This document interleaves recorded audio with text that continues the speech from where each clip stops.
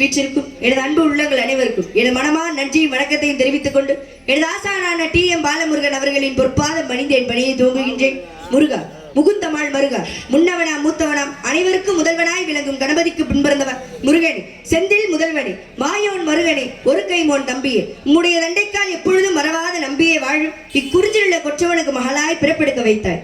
நம்பிக்கு மகளாய் பிறப்பெடுக்க வைத்து நற்தமிழ் மொழியாய் அனைத்து மக்களும் என்னை செல்லமாக ஒவ்வொரு இல்லத்திலும் உள்ளவர்களின் உள்ளத்திலும் வள்ளி வள்ளி வள்ளி என பெயர் பெற செய்து பற்பல வல்லுநர்களிடம் கல்வி பயின்று கற்றவரிடத்திலும் என்னை பெற்றவரிடத்திலும் சுற்றவரிடத்திலும் பேரும் புகழும் பெற செய்த கந்த பெருமானுக்கு நன்றி சொல்லத்தான் வேண்டும்.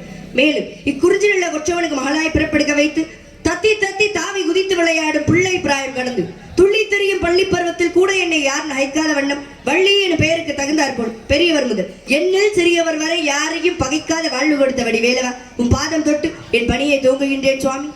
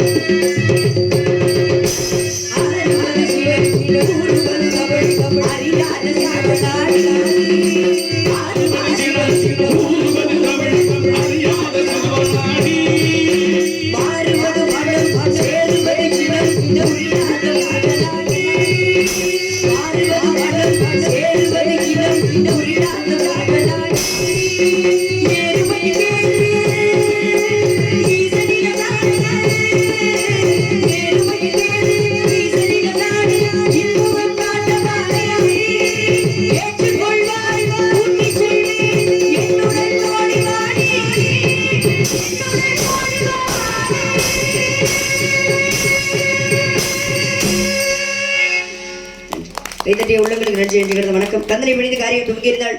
காஞ்சியிலே காமாட்சியாவும், மதுரையின் பதியிலே மீனாட்சியாவும், காசியிலே விசாலாட்சியாவும் விளங்கும் அந்த மதுரை மீனாட்சியின் பொற்பாதத்தை பணிந்து விட்டு, ஏன்னா குப்பையை கூட கோபுரத்தில் வைக்கக்கூடிய சக்தி யாருக்கு இருக்கு அப்படின்னா என் தாய் மீனாட்சிக்கு மட்டுமே இருக்கு.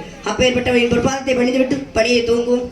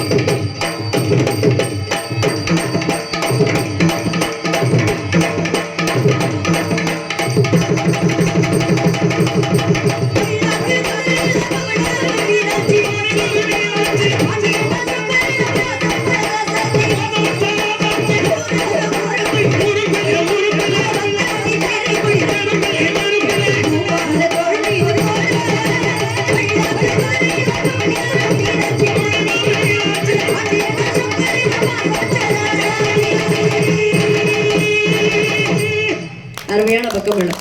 நன்றி. கைத்தட்டிய உள்ளங்களுக்கு நன்றி நன்றிங்கிறத வணக்கம். எல்லா கைத்தட்டலும் பக்கம் மேளத்துக்கு தான் போய் சேரணும். அருமையான பக்கம் மேளம், அருமையான மைக் செட். இப்படி ரெண்டு அருமையா அமைஞ்சாதான் கூடுதலா ரெண்டு பாட்டு பாடணும்னு தோணும். இல்லைன்னு வச்சுக்கோங்களேன், எதுக்கு இவங்க கிட்ட போய் பாட்டு பாடி அது கேட்ட பேர் ஊருக்காரங்கிட்ட வாங்கி வந்துச்சு. அருமையான பக்கம் மேல நன்றி நன்றிங்கிறத வணக்கம்.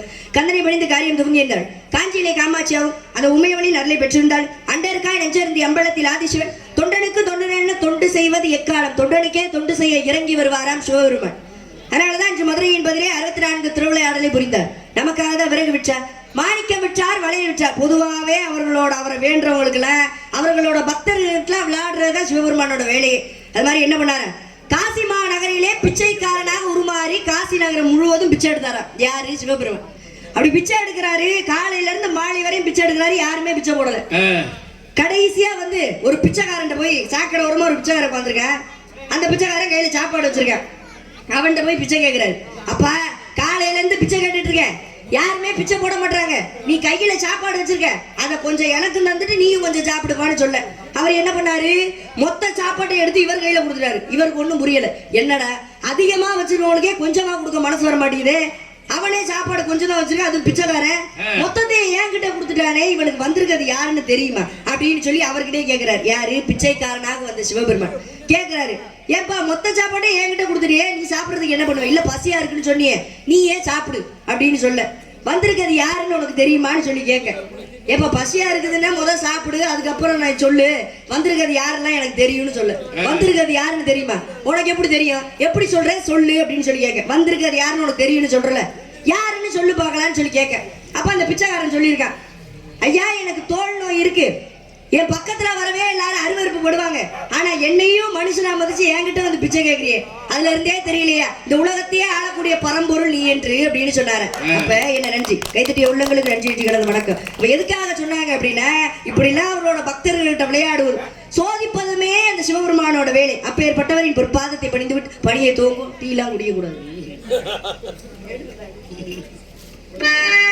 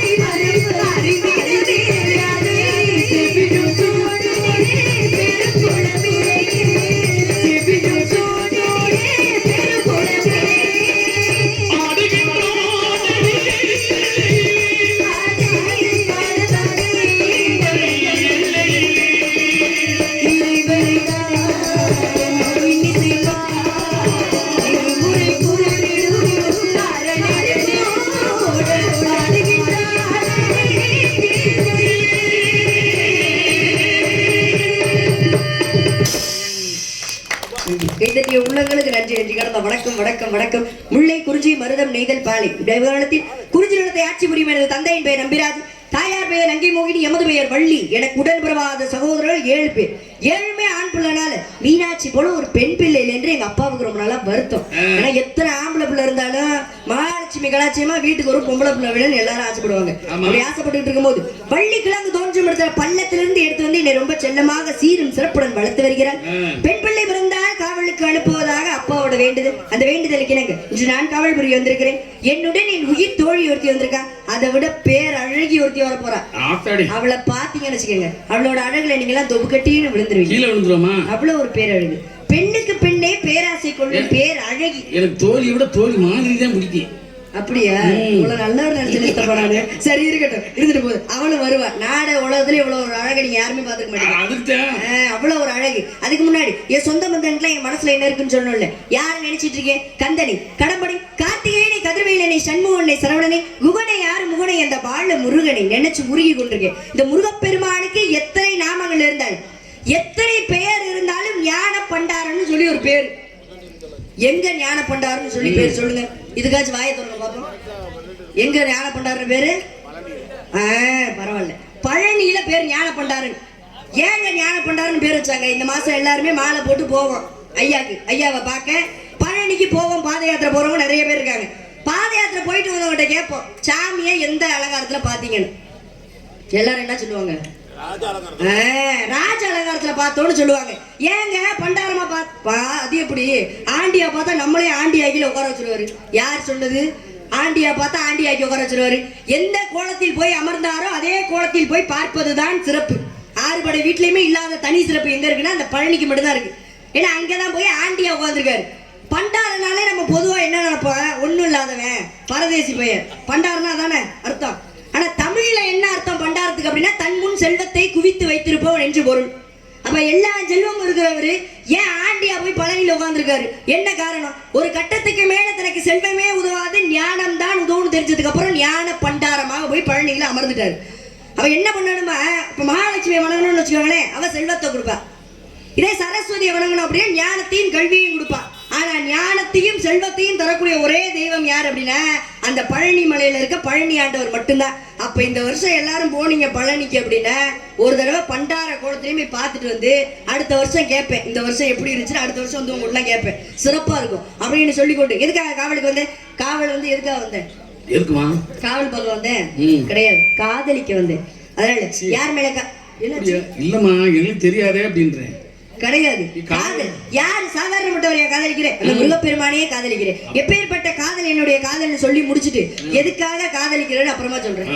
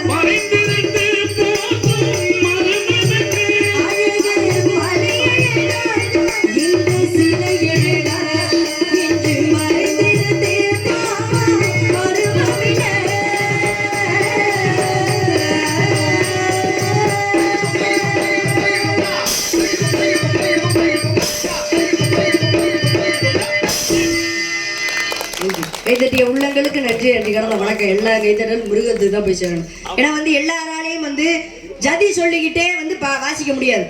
ஒரு சில பேர் தான், 4 பேர் தான் மொத்தமாவே இருக்காங்க ஜதி சொல்லிட்டு வாசிக்க முடியாது.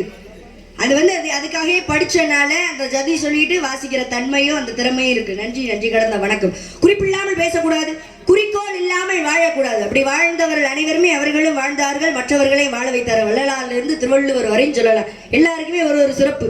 பொதுவாகவே வந்து 4 பேருக்கு நம்ம வந்து நன்றியா இருக்கணும். நாடகத்துக்கு நீங்க 4 பேர் எவ்வளவு முக்கியம். அப்ப எல்லாருமே சில பேர் நம்மலாம் சில பேருக்கு உதவி செய்யணும்னு நினைப்போம். நினைச்சிருக்கீங்களா? உதவி எவ்வளவு உதவி செஞ்சு எவ்வளவு உதவி, எத்தனை பேரை வளர்த்து விட்டுருப்பீங்க. அதுவே பெரிய உதவி தானே. அப்ப உதவி செய்யணும்னு போவோம். நம்மலாம் சில பேருக்கு உதவி செய்யணும்னு போவோம். ஒன்னாலதான்டா அந்த உதவினாலதான்டா இவ்வளவு பெரிய ஆபத்தே வந்துச்சுன்னு சொல்லி நம்ம மேலே பழிய தூக்கி போடுவாங்க. அதனாலேயே சில பேருக்கு உதவி செய்ய பயமா இருக்கு. அப்படி மக்களும் இருக்காங்க. நல்லதே செஞ்சாலும் கெட்டதுன்னு சொல்லக்கூடிய காலம் இந்த காலம். ஏன்னா வாடிய பயிரை கண்ட போதெல்லாம் மனம் வாடினேன்னு வள்ளலார் சொன்னாரு. பயிர் வாடினதுக்கே உயிர் வாடி போச்சு சொன்னாரு. அந்த மனுஷன் மேல வழக்கு போட்ட உலகம் நம்ம உலகம். என்னடா எதுக்குடா வழக்கு போட்டீங்க அவ்வளவு நல்ல மனுஷங்கிட்ட? ஏன்னா வந்து தர்மசாலைன்னு ஒண்ணு ஆரம்பிச்சு வச்சது யார் அப்படின்னா வள்ளலார் தான். இன்றைக்கு வரைக்குமே அவர் ஏத்தி வச்ச அந்த அடுப்பு இன்று வரைக்குமே எரியுதா. எல்லாருக்குமே அவர் பேரை சொல்லி அன்னதானம் வழங்குறாங்க. இதுக்கு பேரு தர்மசாலைன்னு பேரு. அப்ப அவர் மேல வந்து வழக்கு போடுறாங்க. என்ன வழக்கு வள்ளலார் மீது போட்டாங்க அப்படின்னா, நீ பாடுன திருவருட்பா தப்புன்னு சொல்லி வழக்கு போடுறாங்க. யாரு? ஆறுமுக நாவலார் போடுறாரு. 13 பேர் சேர்ந்த குழு அமைத்து இவர் மேல வழக்கு போடுறாங்க. நீதிமன்றத்துக்கு வந்துச்சு வழக்கு. நீதிபதி யார் அப்படின்னா ஒரு ஆங்கிலேயர். வர சொல்லிட்டாங்க வள்ளலார் நீதிமன்றத்துக்கு வரணும்னு சொல்லியாச்சு. அங்க இருந்து வராரு. இவங்க எல்லாம் உட்காந்துருக்காங்க, வழக்கு கொடுத்தவங்க எல்லாம் உட்காந்துருக்காங்க. இவரை பார்த்தனா வள்ளலாரை பார்த்தனா எல்லாருமே எந்திரிச்சுட்டு வணக்கம் சொல்றாங்க. இவர் மேல வழக்கு கொடுத்தாரு பாருங்க ஆறுமுக நாவலர். அவரையும் எந்திரிச்சுட்டு வணக்கம் சொன்னாரு. இவருக்கு ஒண்ணும் புரியல நீதிபதிக்கு. ஏண்டா நீ அவனோட எதிரி, நீ தான் கொடுத்துருக்க அவன் மேல வழக்கு. சட்டப்படி பார்த்தா நீ அவனோட எதிரி, நீ எதுக்குடா அவனுக்கு எந்திரிச்சுட்டு வணக்கம் சொல்ற அப்படின்னு சொல்லி கேட்கிறாரு. தெரியல, வள்ளலாரை பார்த்தோன்னே எந்திரிச்சுட்டு கையெடுத்து கும்பிடணும்னு தோணுச்சு அப்படின்னு சொன்னாங்களாம். அப்ப பாத்துக்கங்க என்ன தெரியுது அப்படின்னா, அப்புறம் அந்த வழக்கையுமே ரத்து செஞ்சுட்டாங்க. என்ன அப்படி தெரியுது அப்படின்னா, ஒரு சிலரை பார்த்தோன்னு வச்சுக்கோங்களேன் கையெடுத்து கும்பிடணும்னு தோணும். ஒரு சிலரை பார்த்தோன்னு வச்சுக்கோங்களேன் கும்பிட்டு தொலையணுமே தோணும். என்ன பண்ண இப்படி ஒரு பொறுப்புக்கு வந்துட்டா பார்த்தனா வந்து வயசுக்கு மூத்தவங்களாச்சே கும்பிடணும். ஏன்னா சிறியவர்கள்லாம் சிறியவர்களும் அல்ல, பெரியவர்கள்லாம் பெரியவரும் இல்லை. பெரியவர்களுக்குள்ளேயும் சின்ன புத்திலாம் இருக்கும். அப்படி இருந்துட்டாலும் கூட இப்படி கும்பிடணுமே கும்பிட்டது யாரு, கும்பிட்டு தொலையணுமே கும்பிட்டது யாரு அப்படின்னா அது சூரபதுமனை. சூரபதுமனோட பதவி எப்படி, தேவர்களே வந்து வாசத்தலியை விட்டு கோலம் போட விட்டான். அதனாலதான் வந்து தேவர்கள் எல்லாருமே சூரபதுமனை வணங்கினாங்க. ஆனா இந்த சூரனையும் பதுமனையும் அன்போட கும்பிட ஆரம்பிச்சது எப்ப அப்படின்னா, முருகப்பெருமான் 2 கூறா பிளந்து ஒன்று சேவல் கொடியாகவும் இன்னொன்று மயிலாக மாற்றினார். இப்ப எப்படி கும்பிடுற சூரனையும் பதுமனையும்? சேவல் கொடியோனே போற்றி, மயில் வாகனனே போற்றின்னு அந்த சூரனையும் பதுமனை தானே கும்பிட்டு இருக்கோம். அப்ப ஏற்பட்ட சிறப்பு அந்த முருகப்பெருமானுக்கு இருக்கு. எதுக்காக காதலிக்கிறது தெரியுமா? எதுக்கு காதலிக்கிறது தெரியுமா? சொல்லுமா. நாளைக்கு முருகருக்கும் எனக்கும் கல்யாணம் நடந்துருச்சுன்னு வச்சுக்கோங்க. நடந்துருச்சுன்னு வச்சுக்கோங்க. நீங்க எல்லாரும் என் கல்யாணத்துக்கு வந்தீங்கன்னா உங்க எல்லார் கையிலயும் நான் ஓடு கொடுத்து அனுப்புவேன். இல்ல பிச்சை எடுக்கிறதுக்கா கிடையாது. சிதம்பரத்துல 21,600 தங்க ஓடுகள் இருக்கே, அதுல ஒன்னொன்னா கொடுப்பேனா நீங்க எல்லாம் பொழைச்சுப்பீங்களா? கிடையாது. நம்ம குடும்பத்துல பொண்ணு எடுத்துட்டா மாப்பிள்ளைய கொண்டு போய் எங்க நிப்பாட்டுவான். நீ அவத்து கேட்டு எடுத்து கொடுக்கையில யாரும் சொல்ல எல்லா சொத்தையும் எழுதி வாங்கிட மாட்டோமா? அதனால இந்த முருகப்பெருமான் மீது எப்பேற்பட்ட காதல் என்னுடைய காதல் சொல்லி முடிச்சுட்டு தோழியை போய் சந்திக்க வேண்டும்.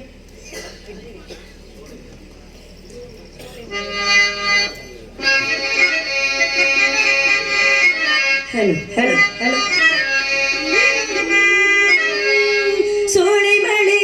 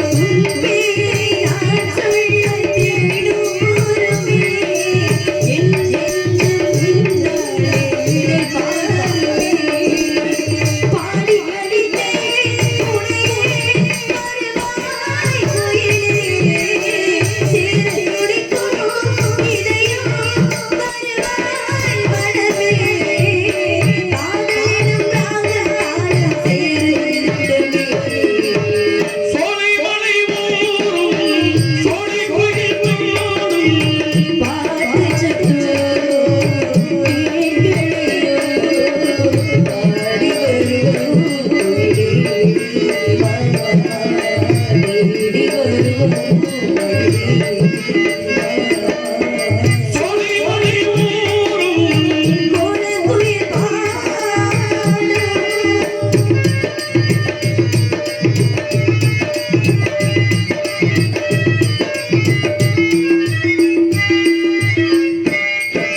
நான் பாடும் பாட்டென்றும் நீதானையா நீரின்றி வாழ்வேனும் நான்தானையா வாழ்வென்று வாழ்ந்தாலே உன்னோடுதான் வாயில் கண்டாலே என்னோடுதான் ஜீவன் இருக்கும் வரைக்கும் உன்னையே அழைக்கும் சேர துடிக்கும் இதயம் உன்னையே அழைக்கும் கூட வரும் காலம் இன்றே பிறக்கும் சோலை மலை ஊரும் சோலை குறிக்கும்